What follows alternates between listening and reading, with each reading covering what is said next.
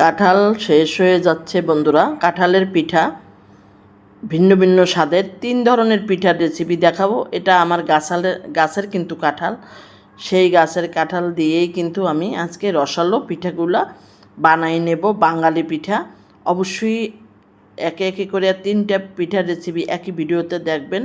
চলেন যাই আজকে কি পিঠা বানাবো। বরগে দিয়া কাঁঠালের পিঠা, কাঠের চুলায় মানে কাঠের চুলায় বানানো।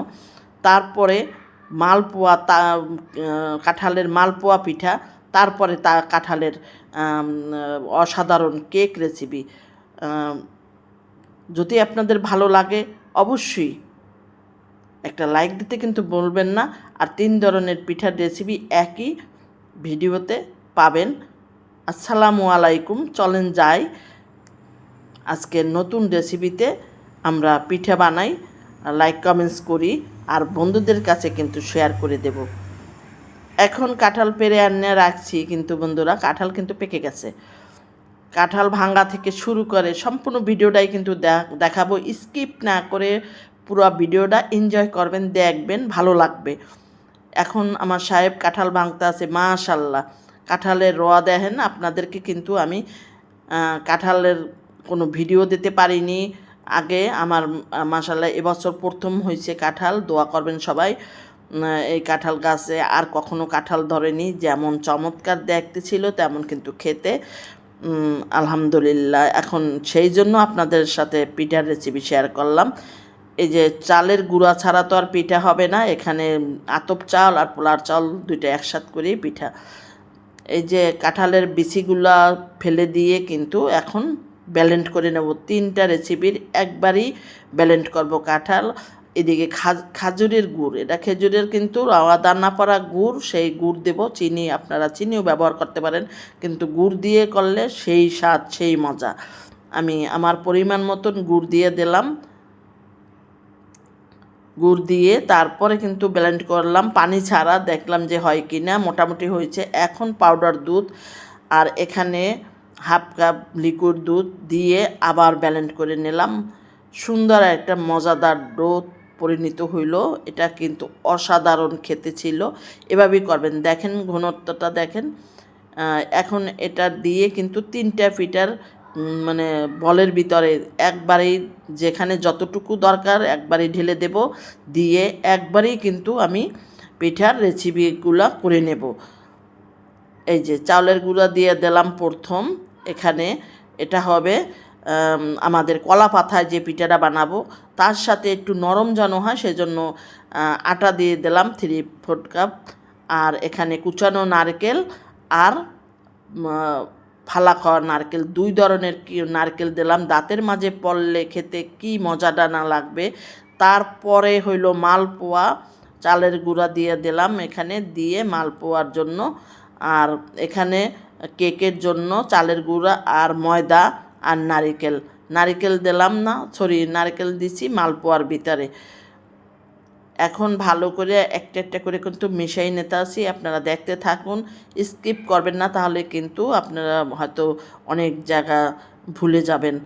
এই জন্য সম্পূর্ণটা দেখতে হবে। এটা কিন্তু মাখানো আমার শেষ। এটা হইলে বড়কে দেব সেইটা। তারপরে হইল আমাদের মালপোয়াটা মাখাই নিয়ে এখানে নারকেল ব্যবহার করছি। অবশ্যই নারকেল দেবেন, তাহলে টেস্ট এবং মজাদার। তারপরেরটা হইল আমাদের কেকটা একটু মাখাই নিই। এখানে কিন্তু আর কিছু ব্যবহার করি না এখনও। এই যে মাখার পরে ঘি দিয়ে দিলাম, তার 2 চামচের পরিমাণ ঘি দিলাম। আপনার রান্নার তৈলও দিতে পারেন। ঘিটা দিয়ে আবারও মাখাই নিতে আসি। এখন কিন্তু 1 চামচ বেকিং পাউডার দিয়ে দিলাম, সাথে ডিম।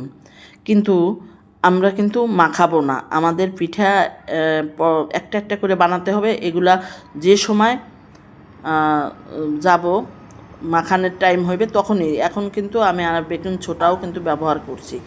যা হোক, সব হয়ে গেছে। এখন 3টা হয়ে গেল। একই সাথে আমরা এখানে রেখে দেব।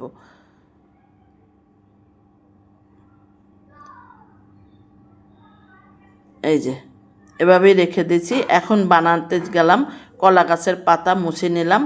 আর মনের আনন্দে নিজের কাঁঠাল গাছের গোড়ায় কিন্তু, যেহেতু আমি খড়ির চুলায় রান্না করব, ওখানে বৈশা কিন্তু আমি মাখাই নিলাম। আবারও যখন বানাবার আগে মাখাই নিয়ে এই যে এটা কিন্তু আমাদের তালের পিঠাও কিন্তু আমরা খেয়ে এই সময় খেয়ে থাকি, এরকমের আমাদের মা খালারা বানাতো।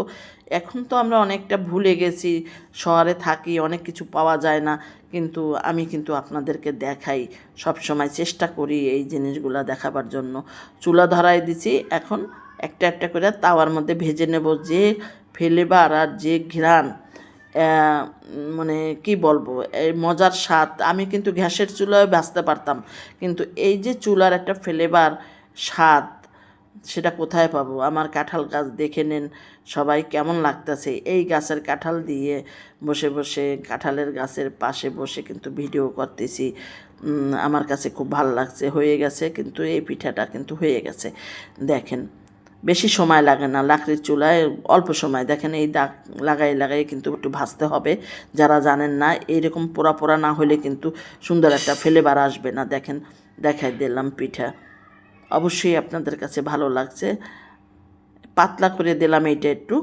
আমার সাহেব বলছে যে একটু পাতলা করে দিয়ে দেখো, পাতলাটা খেতে ভালো, কিন্তু অনেক পিঠা হয়তো এই জন্য আমি বেশি সময় না করে পিঠা কিন্তু একটু মোটা করে বানাই নিছি, তাও কিন্তু খেতে মন্দ লাগেনি।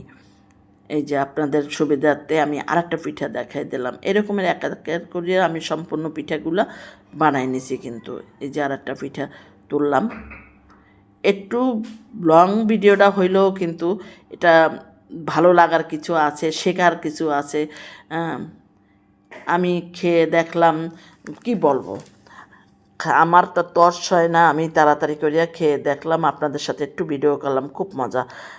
কলা গাছের পোড়া ফ্লেভার, মনে করেন এখন কিন্তু তালের সিজন, আপনারা তাল দিয়েও কিন্তু এরকম করে পিঠা বানায় খেতে পারেন একই প্রসেসে। আমি অবশ্যই বেঁচে থাকলে আপনাদের তালের পিঠার রেসিপিও দেবো। আর আমার চ্যানেল পারুল আলমের কিচেনে অনেক রেসিপি আছে তালের পিঠার, কাঁঠালের পিঠার, ভিন্ন ভিন্ন স্বাদের, সেগুলা।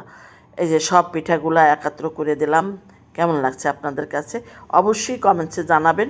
আমার পিঠাগুলো কেমন ছিল, খেতে কেমন ছিল, সেটা বানায়ে খেয়ে তারপর বলবেন। আমি যে ইনগ্রিডিয়েন্টস ব্যবহার করছি সবার ঘরেই থাকে কম বেশি, এছাড়া পিঠা বানাইলে কিন্তু ভালো লাগবে না। হয়ে গেল আমার একটা পিঠার রেসিপি। দ্বিতীয় পিঠা হলো মালপোয়া। চলেন যাই, মালপোয়া পর্যাপ্ত পরিমাণ কিন্তু তেল দিয়া চুলার আঁচটা লো রাখতে হবে, এই সময় পুড়ে যাবে, না হলে উপরে কিন্তু কাঁচা পড়ে যাবে, নিচে কাঁচা থাকবে, সেরকমের একটা পজিশন হবে। এমনি কিন্তু এইসব পিঠাগুলা লেগে যায়, কিন্তু মাশাল্লাহ আমার পিঠাগুলা ফুলে ফুলে টুটাম্বার হয়ে গেছে। খেতে ছিল সেই রকমের মজা, উপরে ক্রিস্পি ভিতরে রসালো, সেরকমের হয়ে গেল আমার একে একে করে মালপোয়া পিঠা। অবশ্যই ভেঙে দেখাবো। এখন কেকটা বানাইনি, কেকটা আপনারা, আমি তো চুলায় বানাইলাম, কিভাবে বানাইলাম সেটা দেখেন।